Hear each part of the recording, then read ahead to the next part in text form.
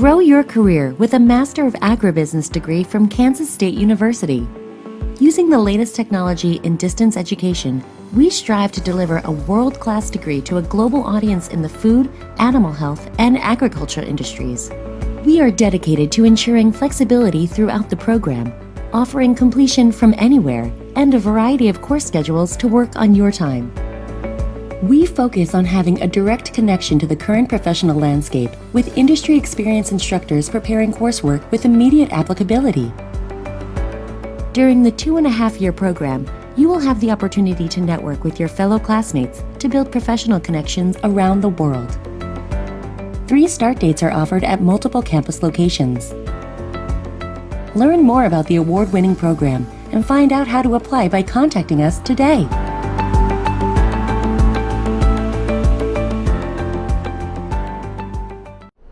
Well, thanks for joining us here for our Agri-Pulse Washington Week in Review. I'm Spencer Chase, joined here by Agri-Pulse Senior Editor Phil Brasher. And Phil, talking over the week that was agriculturally speaking in Washington, D.C., got to start by talking about the Safe and Accurate Food Labeling Act, better known as the Pompeo bill. Some people refer to it as the Dark Act, but it is a bill that's been talked about in Washington for some time now. On Thursday, the bill passed by about a 275 to 150 margin, so fairly decent support there. Got a number of Democratic supporters as well. And this is a bill that would preempt a lot of these state GMO labeling laws. So, Phil, looking forward, what does this vote mean in the House as well as in the Senate? Well, to step back, this was a big victory for the food industry, agriculture, biotechnology industry. Members of Congress, and particularly Republicans, don't like to step in and preempt state regulations and state labeling laws. They just don't do it very often. And so to come in and have that kind of vote, 275 to 150, is quite remarkable. You add to the fact that you had 45 Democrats who voted for the bill. I think probably a lot of us have friends or relatives who've raised concerns about genetically engineered foods. They've heard about them. You look at the polls and they show pretty bipartisan support for labeling, bipartisan concern about GMOs when people are asked. So to have a margin like that, they only lost 12 Republicans, is not insignificant. And I heard a member of the House yesterday say that they knew this bill was around, they just hoped it would never see the light of day. Not only has it seen the light of day in the House, it's passed, and it's gone over to the Senate, where it has a bit of an uncertain future. I mean, there is some support, just anecdotally speaking, for the measure over there, but we don't have a formal bill, and we don't have a formal set of co-sponsors. What's the outlook look like for this bill on the other side of the Hill? Right. Well, John Hoeven, a Republican senator from North Dakota, has been developing a bill, hasn't introduced it yet. He's still looking for a Democratic co-sponsor. Now, supporters of the bill have been working on Democrats. They've had a lot of meetings over on that side. What they tell me is that privately, a lot of these Democrats say, we understand that having a patchwork of state labeling laws is not a good idea. We need some kind of national solution to this, but they're not yet willing to put their name on it. So there's still a lot of work going on behind the scenes in terms of trying to get Democrats. Remember, to do anything in the Senate, you really need 60 votes.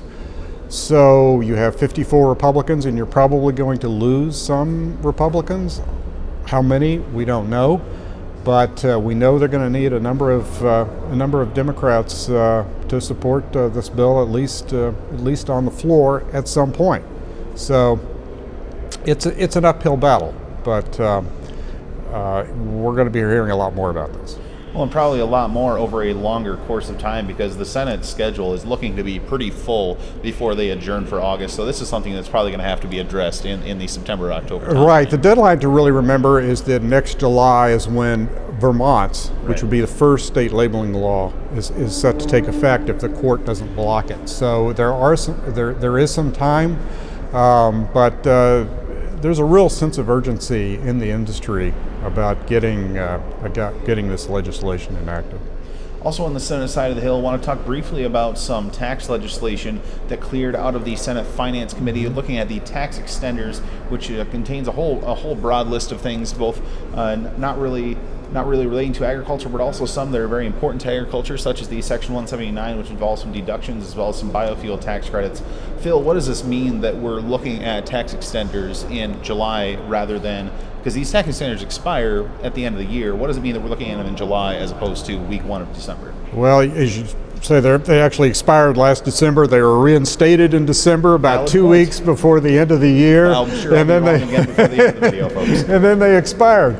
So the big question is, are we going to wind up going all the way to December again before, for example, farmers know whether they're going to have this higher Section 179 expensing limits? We don't know. Now, the Senate Senate Finance Committee did bring out a bill on this week for a 2-year extension. The House is approved some of these with permanent extensions, but those are so expensive to do that it's under a veto threat. Very difficult to see how it would become law. So, and the House is still insisting on doing some of these extensions on a permanent basis rather than this temporary, the way they've been done for years. So we'll see. We could be going down to the wire again, but the Senate Finance Committee has at least got the ball rolling now. And like you said, we've far from heard the end of this, but now we've at least heard the beginning. So right. we'll be sure to keep you up to date on that. Also, briefly want to mention a debate that definitely concerns agriculture going on over in the Senate right now in relation to a highway bill. Now, earlier in the month, the House passed a 5-month extension of the current highway funding because that expires at the end of July. And so with both chambers going on August recess, if they don't extend something before both chambers adjourn, they're looking at the entire month of August going without highway funding, right. which means construction projects, things like right. that, would go unfunded. So nobody wants that, but it's just a matter of which avenue the two chambers can agree to take, whether or not the Senate just takes up the House's 5-month extension, or right now the Senate is debating a 6-year bill called the Drive Act, but that could get bogged down in quite a few amendments from some Republican presidential candidates, as well as something related to agriculture. Country of origin labeling could be playing a big role in this. Today, we're recording this on a Thursday afternoon. Senator Pat Roberts and Senator Debbie Stabenow, the chairman and ranking member, respectively, of the Senate Ag Committee, introduced kind of competing pieces of legislation on country of origin labeling, both with the intention of possibly including them as amendments to the highway bill. So Senator Roberts' language is basically a copy and paste of what the House passed in June that would just be a clean repeal of country of origin labeling. Mm-hmm. Senator Stabenow going for a repeal plus the addition of a voluntary program that contains some language that Canada and Mexico still don't like, even on a voluntary basis. So we'll be sure to keep you informed on that. It's certainly a topic that has been very contentious for a number of years. I believe right. Senator Pat Roberts had a statement that says he's been talking about it for about 30. So we'll be sure to keep you abreast on that and many other issues relating to agricultural policy here in Washington at Agri-Pulse Communications. For Phil Brasher, I'm Spencer Chase. Have a good one.